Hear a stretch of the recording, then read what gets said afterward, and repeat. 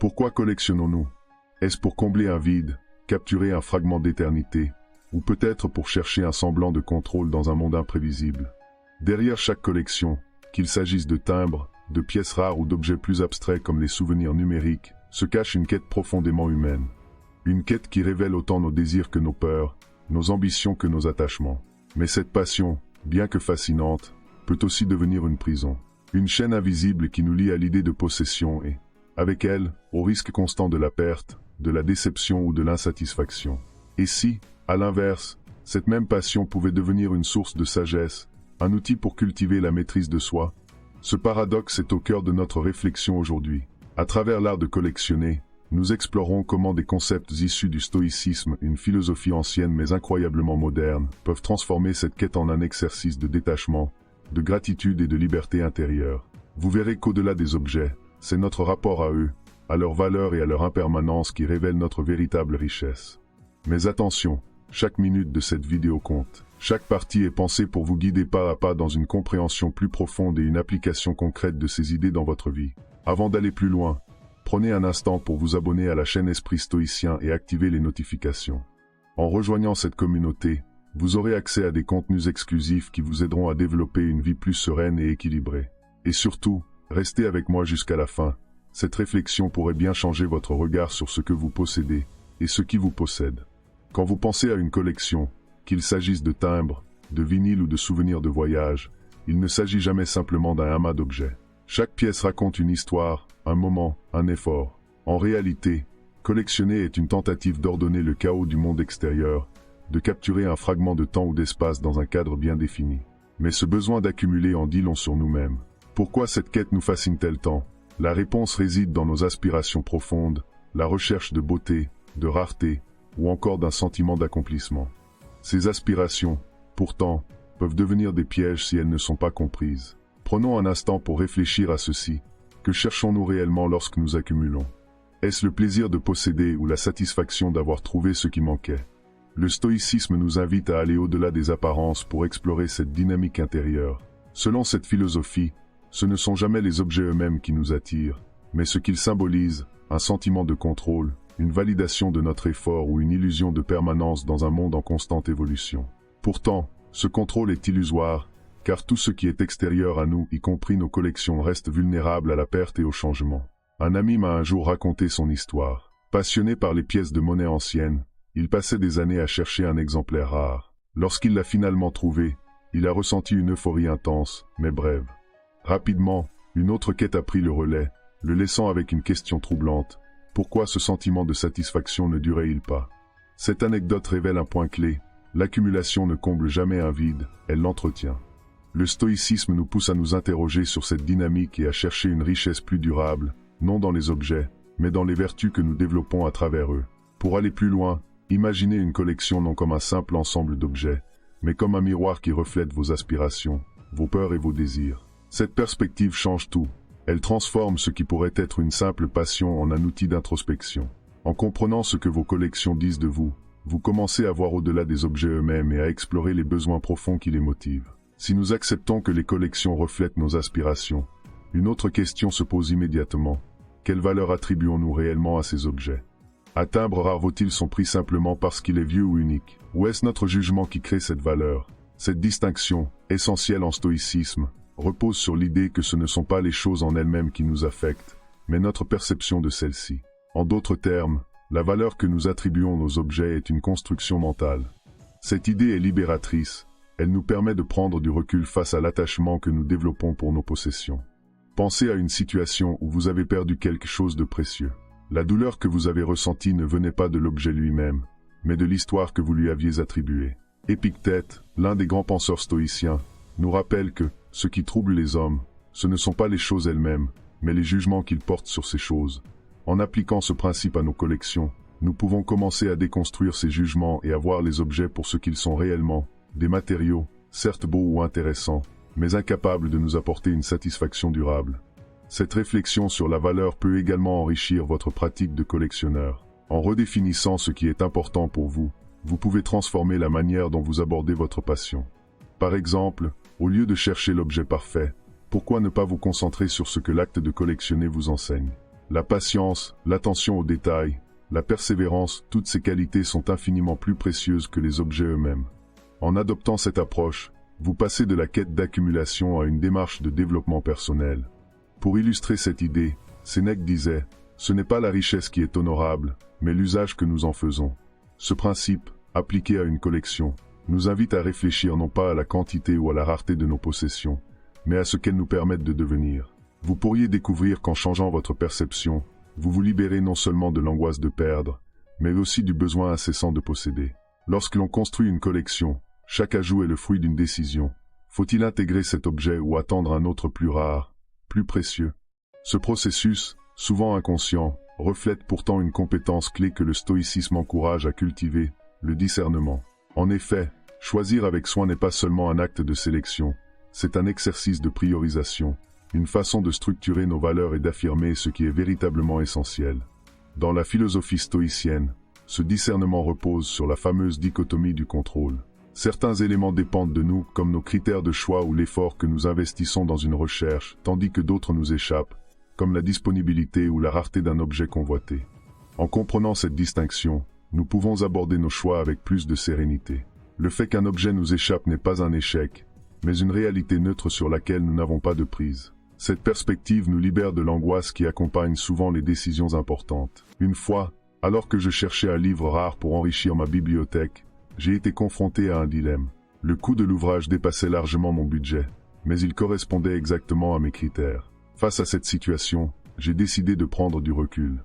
Était-il si important de posséder ce livre, ou pouvais-je en apprendre le contenu d'une autre manière? Cette réflexion m'a permis de renoncer à cet achat sans regret et, surtout, de réaliser que la quête elle-même m'avait déjà enrichi.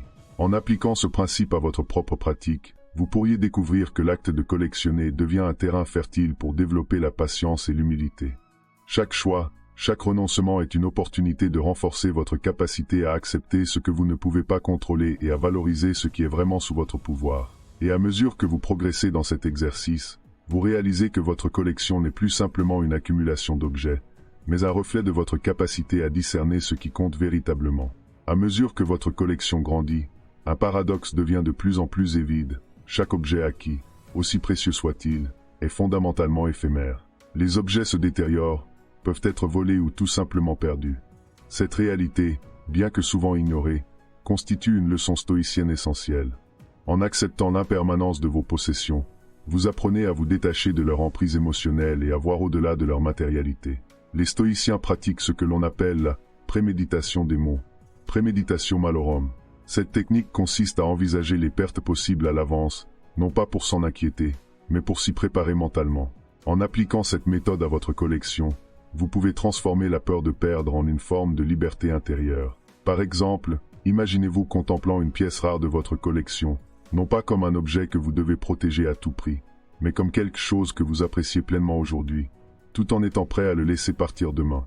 Cette perspective ne diminue pas la valeur de l'objet, elle amplifie votre capacité à en profiter sans crainte. Un collectionneur de porcelaine m'a un jour confié que son plus bel objet avait été détruit lors d'un déménagement. Au lieu de s'effondrer de tristesse, il avait choisi de se concentrer sur les souvenirs qu'il avait créés autour de cet objet. Cette manière d'aborder la perte, inspirée du stoïcisme, lui avait permis de dépasser son attachement matériel et de transformer ce moment difficile en une opportunité de croissance personnelle. L'impermanence n'est pas une menace, mais une vérité fondamentale que nous pouvons apprendre à embrasser. Et dans cet exercice, votre collection devient bien plus qu'une simple accumulation d'objets. Elle devient un outil pour cultiver la résilience, la gratitude et la sérénité face au changement. En fin de compte, ce ne sont pas les objets eux-mêmes qui comptent, mais la manière dont vous apprenez à les accueillir et à les laisser partir. Au-delà de la possession matérielle, chaque collection peut devenir une véritable voie de transformation intérieure. Ce basculement se produit lorsqu'on cesse de considérer les objets comme des fins en soi pour les voir comme des moyens d'explorer des valeurs plus profondes. Patience, persévérance, curiosité ou même gratitude, chaque étape de la quête d'un collectionneur peut révéler une dimension introspective, un cheminement vers un enrichissement personnel qui va bien au-delà des objets eux-mêmes. Le stoïcisme nous enseigne que les possessions externes sont indifférentes, elles ne sont ni bonnes ni mauvaises par essence. Ce qui importe, c'est ce qu'elles nous permettent de développer en nous. Ainsi, chaque objet de votre collection peut devenir un prétexte à cultiver des vertus. Trouver une pièce rare demande de la patience, organiser sa collection, une attention aux détails, Renoncer à un objet convoité, une force de caractère. Ces vertus, une fois cultivées, ne disparaissent pas, même si les objets eux-mêmes sont perdus ou abîmés. Elles vous enrichissent de façon durable, car elles résident en vous. Pensez à l'acte de collectionner comme à une forme de méditation active. Chaque recherche, chaque découverte, chaque moment passé à contempler un objet devient une opportunité d'introspection. Vous ne collectez pas seulement des timbres, des pièces ou des œuvres d'art. Vous collectez des moments de réflexion, des instants de calme et des leçons de vie. En transformant votre rapport aux objets, vous transcendez leur matérialité pour entrer dans un espace où la quête intérieure devient la véritable richesse. L'histoire de Diogène, bien qu'extrême, illustre cette idée. Ce philosophe, bien qu'appartenant à une école différente du stoïcisme, rejetait toute possession matérielle pour vivre dans une simplicité absolue.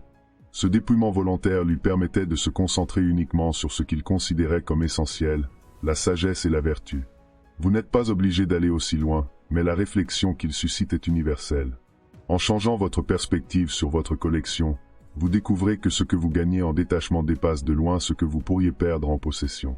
Si collectionner est souvent une quête personnelle, elle peut également devenir un acte d'ouverture. Partager une collection, que ce soit en prêtant des objets, en les exposant ou en les offrant, permet de transformer une passion intime en un bien commun. Cette démarche, loin d'être une simple générosité, est aussi une forme d'altruisme éclairé qui renforce votre propre détachement tout en créant un lien avec les autres. Le stoïcisme insiste sur l'importance de la communauté. En partageant, vous dépassez la sphère de l'individualisme pour entrer dans une dynamique de service et d'échange. Cette pratique, paradoxalement, enrichit le collectionneur autant que ceux qui bénéficient de son geste. Lorsque vous donnez ou prêtez un objet, vous faites l'expérience de ce que signifie réellement se libérer des attachements matériels. Cette libération n'est pas une perte, mais une forme de gain, vous gagnez en sérénité et en humanité. Un ami collectionneur m'a un jour raconté comment il avait décidé de transformer sa passion en une opportunité de partage. Passionné de photographie ancienne, il avait accumulé au fil des années des dizaines d'appareils et d'images rares. Un jour, il a choisi de créer une petite exposition locale, ouverte à tous. Ce geste lui a permis non seulement de donner vie à sa collection, mais aussi de voir ses objets sous un nouveau jour, à travers les yeux des visiteurs. Ce partage a renforcé son lien avec sa communauté et l'a aidé à relativiser son attachement à ses objets. Ce geste, qu'il soit grand ou modeste, incarne parfaitement une leçon stoïcienne. La richesse véritable réside dans ce que nous offrons aux autres, et non dans ce que nous accumulons pour nous-mêmes. En partageant, vous transformez vos possessions en une source d'émerveillement et de sagesse pour les autres, tout en vous allégeant de leur poids émotionnel. Vous découvrez ainsi que la valeur d'un objet ne réside pas uniquement dans sa rareté ou son prix, mais dans la manière dont il peut enrichir les vies autour de vous. Transformer une passion pour la collection en un exercice de sagesse stoïcienne, c'est réinventer notre rapport aux objets et, surtout, à nous-mêmes. Comme nous l'avons vu, chaque étape de cette démarche de l'exploration des aspirations profondes à l'acceptation de l'éphémère, en passant par le partage altruiste, offre une opportunité de croissance personnelle. Ce cheminement dépasse largement la simple accumulation matérielle pour devenir une véritable quête intérieure. Dans votre quotidien, cela peut se traduire par des actions concrètes. Prenez le temps de réfléchir à la valeur réelle des objets qui composent votre collection. Pratiquez le discernement lors de vos choix. Acceptez la perte comme une réalité inévitable et envisagez de partager ce qui vous passionne avec les autres. Ces pratiques, comme nous l'avons exploré ensemble, transforment non seulement votre passion, mais enrichissent aussi votre vie d'une sérénité durable. Mais avant de conclure, posez-vous ces questions. Que symbolisent réellement vos collections? Quels besoins profonds cherchent-elles à combler? Et, surtout, comment pourriez-vous utiliser cette passion pour cultiver la patience, la gratitude ou le détachement? Je vous invite à partager vos réflexions dans les commentaires. Peut-être avez-vous déjà vécu des expériences similaires ou souhaitez-vous explorer une nouvelle manière d'appréhender votre passion? Le stoïcisme n'est pas une théorie figée, c'est une pratique vivante, et chaque petit pas compte. Alors, commencez dès aujourd'hui. Transformez vos possessions en outils de sagesse et découvrez la liberté qui émerge lorsque vous transcendez l'attachement. Mes chers amis stoïciens, merci d'avoir suivi cette vidéo jusqu'au bout, et à demain pour la prochaine vidéo.